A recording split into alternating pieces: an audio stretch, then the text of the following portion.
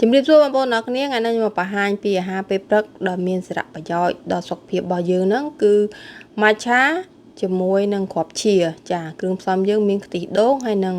អាហ្គាវេដែលខ្ញុំបង្ហាញមុនហ្នឹងបើយើងអត់ចង់ដាក់អាហ្គាវេយើងចង់ដាក់ជាទឹកឃ្មុំវិញក៏បានដែរចាបន្ទាប់មកគឺតួឯកយើងគឺ matcha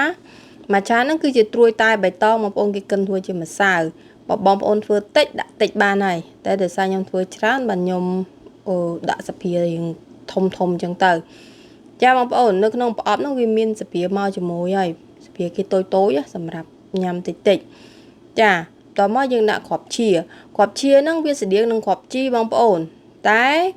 វាខុសគ្នាមួយគ្រាប់ជីយើងតិចតួចដោយសារវារីកហ្នឹងវារីករៀងទូជាងគ្រាប់ជីយើងតែបើបងប្អូនរកគ្រាប់ឈាមិនបានទេហើយតម្លៃវារៀងថ្លៃដែរ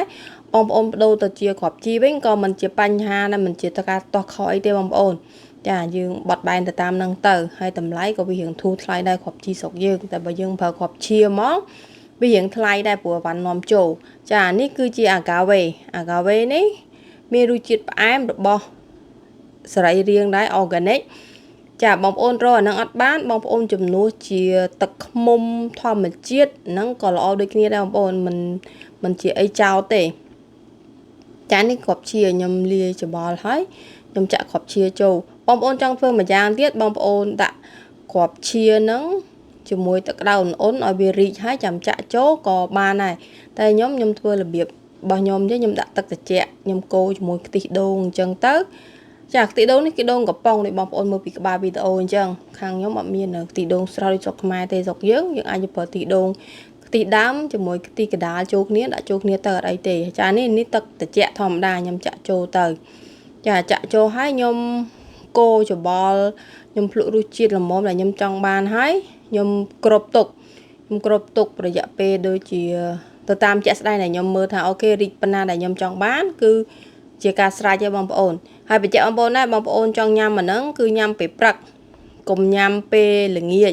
ព្រោះ matcha ហ្នឹងគឺជាត្រួយតែបៃតងហើយបងប្អូនដឹងហើយតែបៃតងនៅក្នុងត្រួយតែបៃតងហ្នឹងវាមានជាតិកាហ្វេអ៊ីន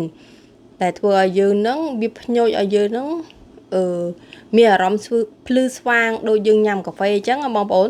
អញ្ចឹងបើសិនជាបងប្អូនញ៉ាំពេលល្ងាចវាអាចធ្វើឲ្យបងប្អូនភ្លឺស្វាងទៅវាអត់គេងចាតែបើបងប្អូនញ៉ាំពេលព្រឹកគឺវាជួយឲ្យយើងឆ្អែតបានយូរសម្រួលដល់ការបន្តបងបានច្រើនព្រោះបងប្អូនដឹងពីសារៈប្រយោជន៍របស់គ្រាប់ជីឬគ្រាប់ឈាខ្លះហើយអញ្ចឹងយើងញ៉ាំពេលព្រឹកចាហ្នឹងវាល្អដល់សុខភាពរបស់យើងហើយវាជួយយើងឲ្យមានការដូចថាភ្លឺស្វាងហ្មងមានអារម្មណ៍ចង់ធ្វើការអញ្ចឹងទៅចាបងប្អូនបើបងប្អូនចង់បានអាហារពេលព្រឹកល្អបងប្អូនអាចសាកបានហើយធ្វើទុកមួយអាទិត្យទៅមិនបាច់ធ្វើរាល់ថ្ងៃទេធ្វើមួយអាទិត្យហើយចាំទឹកក៏យើងមានធ្វើថ្មីទៀតហើយយើងទុកក្នុងទូទឹកកកបងប្អូនទុកកន្លែងត្រជាក់ធម្មតាមិនមែនកន្លែងកកឯណាចាយើងចង់ញ៉ាំយើងដួសយកមកញ៉ាំទៅហើយសល់បានទុកក្នុងទូវិញអរគុណច្រើនជួបគ្នានៅវីដេអូក្រោយទៀតចាបើបងប្អូនគិតថាមានប្រយោជន៍បងប្អូនអាច share ចែកបងប្អូនយើងផ្សេងទៀតឲ្យបានដឹងទាំងអស់គ្នា